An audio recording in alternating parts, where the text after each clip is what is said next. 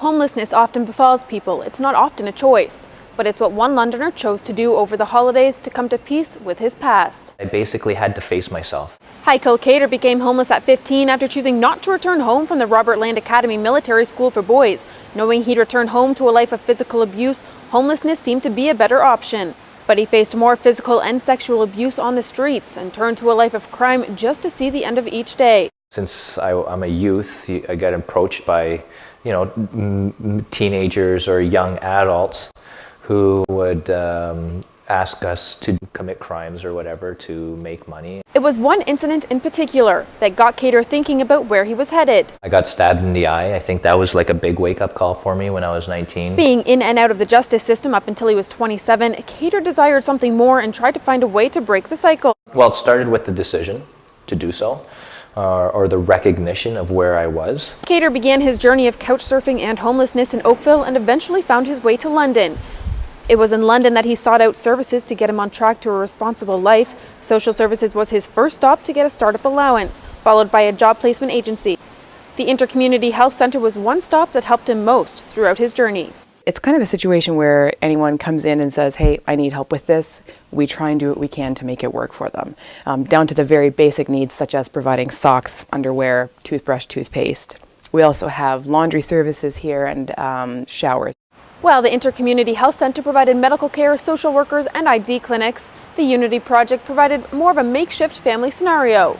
People who come to stay here, they participate in the daily operations, they participate in the chores, they do all the cooking. The Unity Project provides emergency shelter and transitional housing. About 600 people stay there yearly. Most people want to get on their own and be sustainable and self-sufficient in the community. And it's really about being able to help them assess how to best get there. Having overcome the multitude of barriers that stood in Kater's way of success, he's now 36 years old with a personal training business and a home under his feet with a family nearby. Although he can't deny he still feels as though he's homeless some of the time. I'm still not necessarily finding who I am. I'm accepting who I am, but still trying to build a home. He set out on Friday, December 21st to live homeless for a week.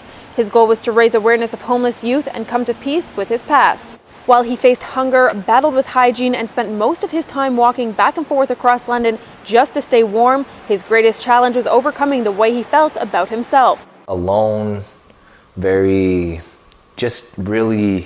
insecure, like I was a complete scrub, but good for nothing. Kater continually reaches out to homeless youth, trying to lead them down a better path. Youth, they're still young and they're still fresh in that lifestyle, and I think that if we grab them quick enough and inspire them to want to be accountable to themselves and inspire them to know that they're worth a lot more, then they will change. Much of the homeless community faces a multitude of circumstances and history that cause them to be homeless, and it's not as easy as getting a couple of ducks in a row, according to Zyle. I can guarantee you that I don't know one single person that when they were a kid thought, boy, I think I'd like to be homeless and dependent on the welfare system when I grow up.